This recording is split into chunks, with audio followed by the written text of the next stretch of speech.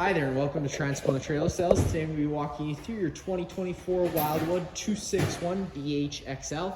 We're just going to start off at the back of the unit. If you notice right up top, you are pre-wired for an observation camera. If you'd like to get a quote for getting set up with that, you can contact our parts department and they can help you with that. If you notice down at the back here, you do have your black tank flush. The way that works is if you're noticing false monitor panel readings or an odor inside the unit, you can, with your sewer hose connected and your black tank open, which is very important to do that, you can connect your water hose to here, turn it on, and it's just going to flush out that tank, try to keep things that little bit cleaner. Right next to that, you do have your hot water heater. Just opening up this door, your main on switch is just right here. Hitting that guy on, just supply power to the thermostat, which is inside. In this corner of the unit, you just pull the bumper cap off.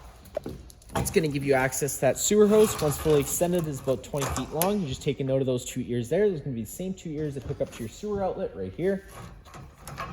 We just keep it stored away in the bumper. Try to keep most of the smell out of the unit. You got your cable satellite inlet right here. Like I was saying, you do have your main sewer outlet right here. To get that, you're just taking that and twisting that. Same 2 ears that were on your sewer hose. They just line up with those notches there.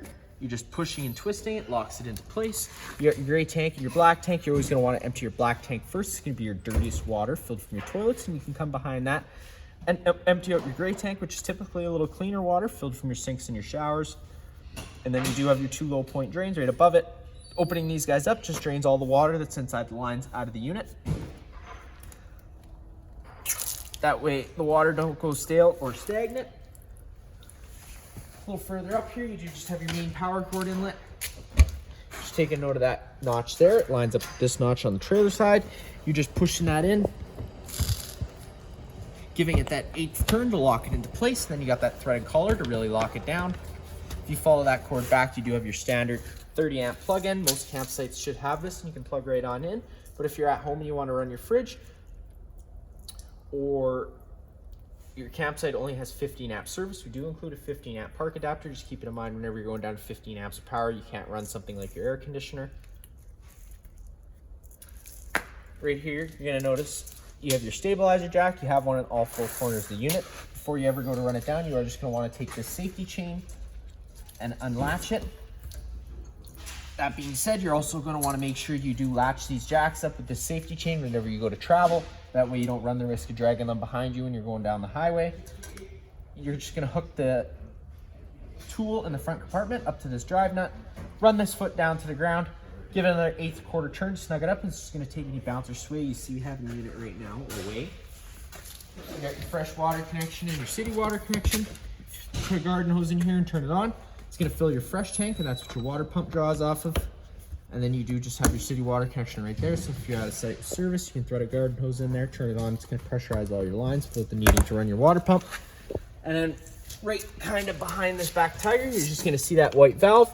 That's just going to be your fresh tank drain. Opening that guy up is just going to drain all the water out of your fresh tank. You got your furnace exhaust right here. That's going to be blowing out hot air whenever your furnace is running. And then right up here, you just have your vent flap. You're always going to want to make sure that guy's opened up whenever you get to your campsite. That way it's evacuating those fumes out of the unit. And whenever you go to travel, just clicking it back into place. That way you don't get any excess dust inside the unit. Inside this compartment, you're just opening this guy up. And you just got some storage space down below. Just keep it in mind, if you see in the middle there, that is for your VersaTilt bed. You're always going to want to make sure that guy's free and clear. That way you don't run the risk of breaking it. At the front of the unit, you do have your 2 main propane tanks underneath this cover here. Most of the time you can just turn them on by opening up this little flap up top, and it'll give you access on what you need to do. But for the purpose of the video, I will just take this right off, which just slides out of place. Your 2 barbecue style propane tanks works pretty simple. You're just turning that valve on, opens up the flow of propane to the unit. Do the same thing with the other side. You got this notch here which just holds them down. You got your battery connect right on that front frame there. With the battery disconnect switch on like it is now, the batteries are connected to the unit, and if you were to turn that to the off position, the batteries become disconnected from the unit. Batteries are located inside this battery house here. Then you have your front tongue jack with that light up front, and then you just got down and up. Around the side of the unit, you're just opening up this compartment door. you got that water hose with that 15-amp park adapter I told you about earlier. And then on the wall there, just located up front, you got that tongue jack override, as well as your stabilizer jack bar, which will allow you to run those down to the ground.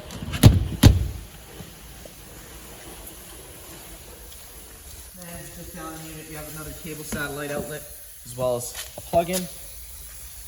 Get inside the unit, you're just taking this assist handle, pushing it up, holding it 90 degrees, it'll lock into place.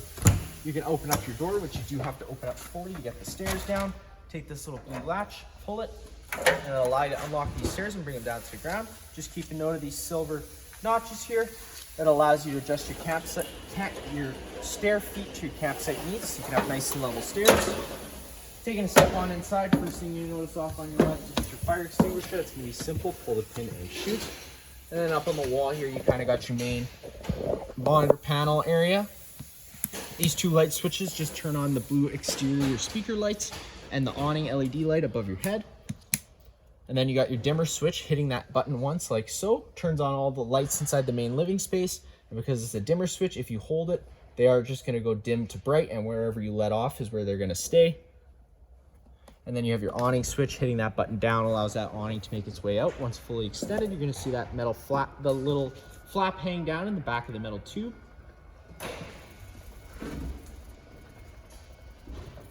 If we were to start getting about 5 to 10 km/h winds, you are just going to want to make sure you bring that awning in. That way you don't run the risk of ripping your fabric or bending your arms. So there you go. You got that little flap hanging down, and now you see the back of the metal tube, so you know you're fully extended. Now if we start raining, you can take any arm, front to rear, and pull down. It's going to change the pitch of the awning head, allowing water to now run off.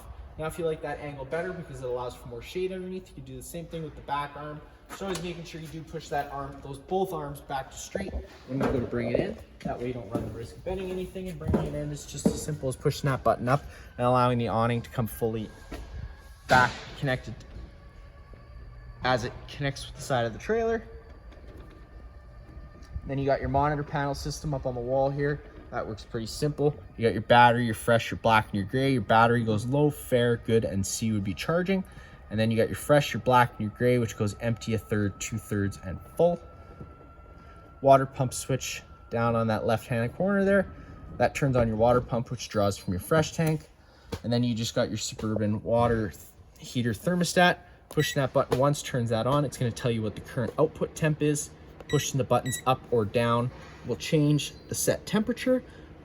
Whenever you first turn this on, it will be at 50 degrees. If you want to go up to 55, you do just have to hold the up button for 5 to 10 seconds, and it'll allow you to go up to 55. It's just an added safety child feature, so they can't scold their hands.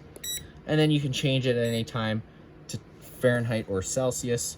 Hitting that button will turn it off. Stepping inside, getting to the main bedroom area. You got your VersaTilt bed. The controls for that are just on the wall here. Pushing that button up will allow it to go up. Pushing that button down will allow it to go down. You got your shades here, which just tie up with this button. You got a couple windows on either side of the bed. Sleep app access on both sides of the bed, as well as USB plugins and regular plugins. You can lift up the foot of the bed, and it'll give you access to some storage bins, as well as that front storage compartment. You do have a laundry chute down on the right here. That also goes into the front storage compartment. Bringing that down, it's just allowing it to go down. Taking a step into the main living space. You do have a pull-out couch, which does go into a bed. You're just taking those armrests, moving them out of the way. And then you can grab the foot of the bed and just pick up and pull out, and it'll fold down. And then to get it back in, you're just pushing up and kind of grabbing the top of the couch and help assist it back into place, and you have a couch again. All the blinds inside the main living space do work the same way. They just kind of sit where you leave them, and then one pull again will allow them to retract back up. You're going to see this window here is a fire exit. Just pull that red tab, the screen's going to pop out of place, and you can take your handle, push it out of the unit, and hop on out. This little thermostat on the wall here is going to be to fire up your furnace. Obviously, the warmest setting is all the way to the right, and anywhere behind that is cooler. Whenever you do fire up your furnace is going to be firing off of propane. Propane's heavier than air. We do have an LP detector located right on this back wall here, down by the floor. Propane's heavier than air. That guy starts going off. You're just going to want to turn off the main supply of propane at the front of the unit and open up some windows. Allow it to ventilate it out. You got your range hood, which you should always run whenever you're running your stove. That way, it's again evacuating those propane fumes. Microwave, just like home, not much I'm going to show you there. You get the stove, the light. You're just flipping that glass cover back. Be careful with it because again, it's glass. Turn that knob over the light and hit the sparker, and they all fire right on up. To get the stove to go, it's kind of the same process, just opening that up, turning those knobs on, turning this knob over to that pilot option, holding it in, hitting that sparker, and it should fire right on up. As you see, there's the pilot. Now you can keep it on that pilot, or you can just turn it up to your desired temperature and it fires right on up. I will say now that sometimes if you've left the unit for a while with the propane off, it allows air to get into the system, so it can take a few minutes to purge all the air out of the line, so just be patient with that, holding this button in and just hitting that sparker every so often, and it'll eventually light. You got your sink with hot and cold water, some storage above, and then right above my head here is just the air conditioner. Controls, I always keep it on the blue setting as there's no heat pump installed on this unit, so it'll only blow out cold air or just moving air around. If you turn it over to low fan, it's just a low fan moving air around, no cooling involved. Turning it over to high fan is a high fan. Then you get into low cool and high cool, and that's when air conditioning takes into effect. Low cool is a low fan, high cool is a high fan. And then you do have these louvers so you can choose where the air blows out. And then just turning it all the way to off again to get that off. Smoke detector right up on top there. And then you do have your sound system, which is pretty much just like home, minus the fact of having zone 1 and zone 2. Zone 2 is going to be your exterior speakers, and zone 1 is going to be your interior speakers. You got a TV backer on the wall here, and if you notice, you can get inside there through this compartment where there's going to be some plugins up on the ceiling there. And if you're going to notice this little black button, it turns on the antenna on the roof. I always leave it on because it always improves radio frequency, but you can turn it off if you'd like to do so. You got your 2 bunk beds with USB plugins and lights in both. The lights for the bathroom and the sink area are just on this switch here. Turn that switch on, turns both those lights on. You got your sink with hot and cold water. You do have your main GFI outlet right here. If you ever have an outlet that doesn't work, this would be the first place I'd check. You got test on the left, reset in the middle. And then in the bathroom area, you do have a door. You just have to unstrap it with that travel latch, and it'll allow that door to close. Whenever you are traveling, just always making sure that this is latched up. That way it doesn't go slamming around and breaking things.